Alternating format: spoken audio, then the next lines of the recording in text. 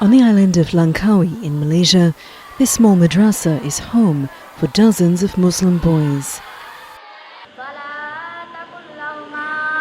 Muhammad Johar was 5 years old when he and his mother fled Myanmar.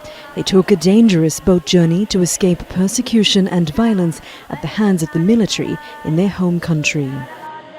He says he doesn't remember his time on the boat nor his homeland. For him and the other boys, this school and this tropical island is the only home they've known. In the village of Padang Lalang, Rohingya refugees have become part of the community.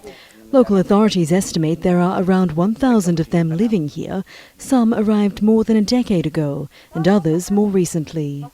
We cannot deny that Rohingya people who came here also help our economy, working in farming and construction. Many saw their villages in Myanmar being set on fire by the military and armed groups, and their loved ones murdered.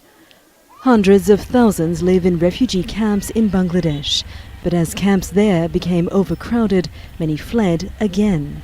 More recently, rights groups have also documented thousands of cases of the Myanmar military forcibly recruiting Rohingya men and boys. Desperation drives many Rohingya to make perilous sea journeys to Southeast Asia, searching for safety, but they do not always find help.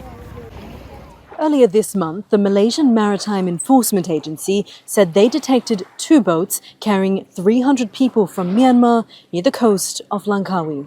They said they gave the refugees food and other supplies and escorted the boats out of Malaysian waters. Those boats ended up in northern Indonesia in Aceh province, where the refugees were allowed to disembark. Malaysia is not a signatory to the UN Convention on Refugees, so they do not have legal status to work or study. But it hosts more than 110,000 Rohingya who have been allowed to stay on humanitarian grounds. Many, like Zahid, have waited years to be given somewhere to live.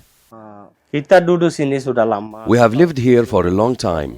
Living here is difficult, but we are grateful to the Malaysian people. In Myanmar, around my villages, many people were killed. We are waiting for resettlement in a third country.